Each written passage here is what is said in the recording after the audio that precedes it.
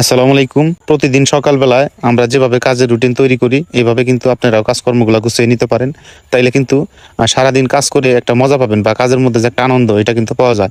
আর যদি কাজ উল্টাপাল্টা কাজ করা হয়, যদি কাজগুলা গুছিয়ে না নেওয়া যায়, তাইলে কিন্তু সারাদিন কাজ করেও কিন্তু কাজ শেষ করা যায় না। তাই আরকি এই ভিডিওতে বিস্তারিত তুলে ধরবো আমরা কিভাবে প্রতিদিন সকালবেলা কাজ শুরু করি। ফজরের পরে আমরা গরুর ফার্মে প্রবেশ করি। এরপরে কিন্তু আমাদের পরিষ্কার পরিচ্ছন্নর কাজ চলে। যেমন প্রথমত আমরা ফার্মের যেগুলো গোবর থাকে, আমরা এই গোবরগুলো পরিষ্কার করি। তো পরিষ্কার করার পরে কিন্তু আমরা নির্দিষ্ট স্থানে আমাদের যে ঘাসের জমি আছে, ওই জমির পাশে নিয়ে কিন্তু এই গোবরগুলো জমা করে রাখা হয়, যাতে আমরা পরবর্তী সময়ে ঘাসের জমিতে দিতে পারি। এরপরে চারির মধ্যে অবশিষ্ট যে খাবার থাকে, এই খাবারগুলো কিন্তু আমরা ভালোভাবে পরিষ্কার করে দিই। তো পরিষ্কার করে দেওয়ার পরে সামনে দিয়ে যদি কোনো ময়লা টয়লা থাকে, তো এগুলো কিন্তু ভালোভাবে ঝাড়ু দিয়ে পরিষ্কার করে দেই। যদি সকালবেলায় আমরা সারাদিনের খাবারটা প্রস্তুত করে রাখতে পারি, তাইলে কিন্তু অন্য কাজে আমরা সময় দিতে পারি। বা ফার্মে যদি আমি নাও থাকি, তাও কিন্তু আমাদের যে কাজের লোকরা আছে, ওরা কিন্তু কভার দিতে পারে। এই খাবারটা আমরা সাধারণত টিএমআর তৈরি করি। আপনারা হয়তো অনেকে জানেন, এর আগের কয়েকটা ভিডিওতে কিন্তু টিএমআর নিয়ে বিস্তারিত বলা আছে।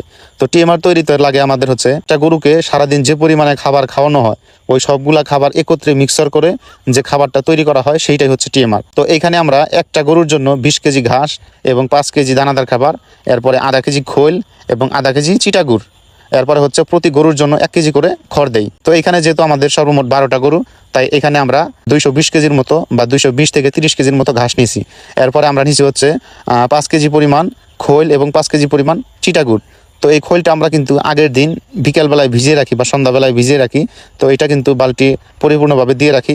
তো এই খৈল কিন্তু ভিজানোর পরে কিন্তু খৈলটা অনেক বেড়ে যায় এবং ফুলে যায়। আগের দিন কিন্তু এটা অবশ্যই ভিজায় রাখতে হবে। এরপরে আমরা সাধারণত যে চিটাগুড়টা ব্যবহার করি, এটা কিন্তু অনেক ভালো মানের চিটাগুড়।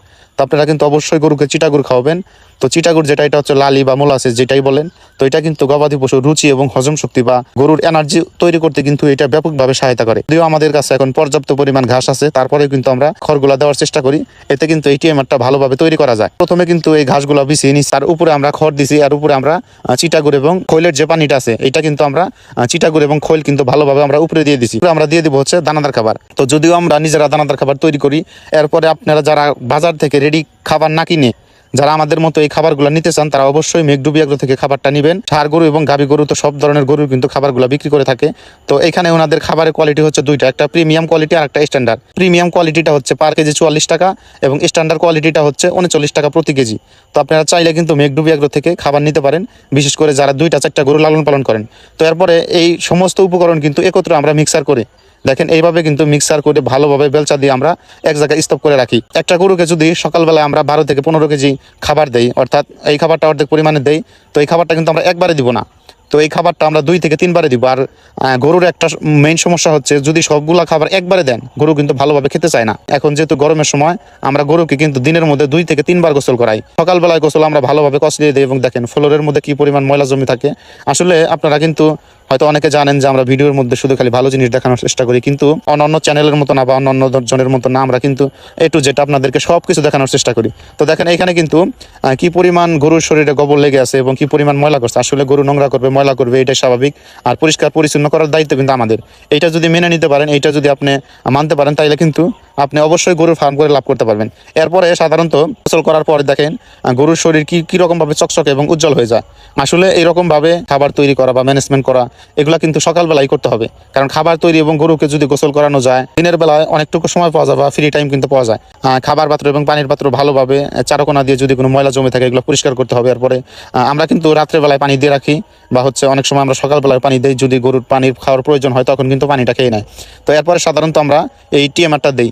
তো দেখেন এই টিএমআর দিলে সাধারণত আমরা একটা গরুকে সকালবেলায় দেখি হচ্ছে 8টা বাজে। তো আমাদের এই সম্পূর্ণ কাজ শেষ করতে কিন্তু প্রায় 8:30 থেকে 9টা পর্যন্ত বেজে গেছে। তো দেখেন এই 3 ঘন্টার কাজ কিন্তু এই 3 থেকে 4 মিনিটের ভিডিওর মধ্যে আপনাদেরকে দেখানোর চেষ্টা করলাম।